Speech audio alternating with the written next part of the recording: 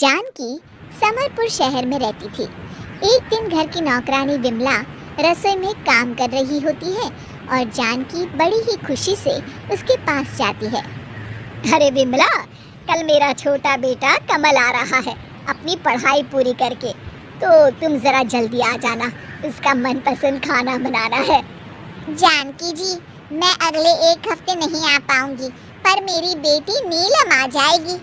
अच्छा ठीक है, लेकिन उसे जल्दी भेज देना। हाँ। अगले दिन बेल बजती है और नीलम दरवाज़ा खोलती है तो देखती है कि कमल सामने खड़ा है। कमल उसे देखता ही रह जाता है।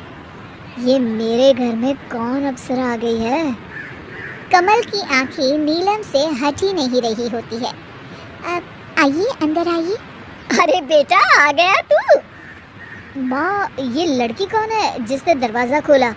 अरे ये तो विमला अपने यहाँ काम करती है ना, उसकी बेटी है। तू ये सब छोड़, चल पहले खाना खा ले। कमल खाना खाने बैठता है। वाह मम्मी, खाना तो बहुत अच्छा बनाया है। अच्छा, ये खाना नीलम ने बनाया है। अरे वाह, इतना अच्छा खाना भी बना लेती है। कमल को नीलम बहुत पसंद आ जाती है और अब वो उससे बातें करने के बहाने ढूंढते रहता है। नीलम है ना तुम्हारा नाम? जी। पढ़ रही हो? बीए पास किया है मैंने। तुम खाना तो बहुत अच्छा बनाती हो नीलम। Thank you.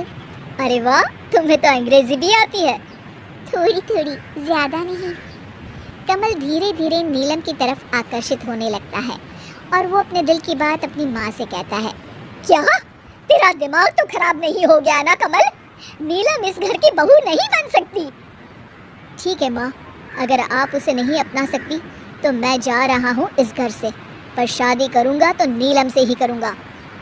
कमल की जिद के आगे जानकी को झुकना पड़ता है और नीलम अब जानकी की छोटी बहू बन जाती है। नीलम जैसे ही पैर छूने के लिए झुकती है, जानकी पीछे हट जाती है। अरे मैडम नहीं, अब तो इस घर की बहू बन गई है। अब तो मैडम की जगह सासू माँ बोलो। हाँ मैडम। सासू माँ, मैं भूल गई थी। नीलम, अब तुम नौकरानी नहीं रही तो तुम इस घर के तौर तरीके भी सीख लो। जी मैडम। सॉरी सासू माँ।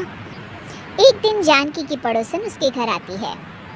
अरे आओ आओ उषा, ये लीजिए चाय आंटी। अरे लाओ भाई लाओ। जैसे ही नीलम जाने लगती है, उषा उसे रोकती है। अरे बहू, हमारे पास तो बैठो। नीलम जमीन पर बैठ जाती है। अरे बहू, जमीन पर क्यों बैठी हो? ऊपर सोफे पर बैठो ना। नहीं नहीं सासू माँ, मैं यहीं ठीक हूँ। ओफो बहू, ऊपर बैठो, जमीन पर नहीं बैठते। अब तुम नौकरानी नहीं रही, क्यों भूल जाती हो बार बार? अरे अभी अभी नौकरानी से इतने बड़े घर की बहू बनी है, तौर तरीके सीखने में वक्त तो लगेगा ना। वैसे नीलम, कितना पढ़ी हो तुम? नीलम घबरा जाती है। जी बीए की है। अच्छा, हिंदी मीडियम में ही किया होगा फिर तो।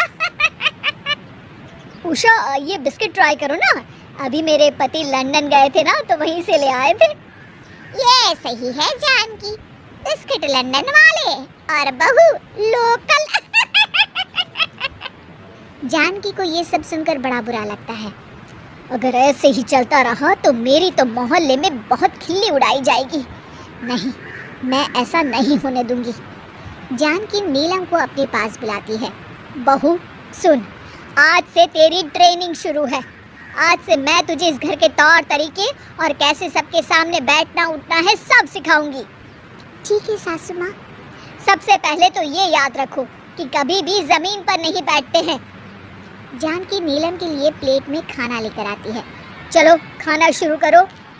जी सासू माँ। नीलम हाथ से खाना शुरू कर देती है। ओफो बहू, हाथ से नहीं, ये चम्मच से खाओ।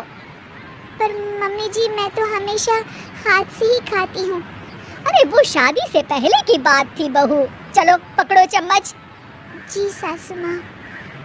जानकी नीलम को धीरे धीरे हर चीज़ की ट्रेनिंग देती है। उसके तौर तरीके से लेकर उसके कपड़े पहनने का स्टाइल सब कुछ बदल देती है। सुनो बहू, कल मैंने सबके लिए पार्टी रखी है। वो उषा जो उस दिन बहुत मजाक उड़ा रही थी ना, वो और उसकी बहू भी आएगी कल। तो तुम्हें जो कुछ भी सिखाया है सब याद है ना? ऑफ कोर्स सासू माँ, आप चिंता मत कीजिए। अगले दिन पार्टी में उषा अपनी बहू को लेकर आती है। उसकी बहू बड़ी ही स्टाइलिश होती है। जानकी, ये है मेरी बहू रीटा। ओहो, कैसे हो बेटा? I am fine aunty, how are you? मैं भी ठीक हूँ। अरे भाई जानकी, तुम्हारी बहू कहीं नजर नहीं आ रही। कहीं आज भी नौकरानी की तरह काम में तो नहीं लगी हुई है ना? तभी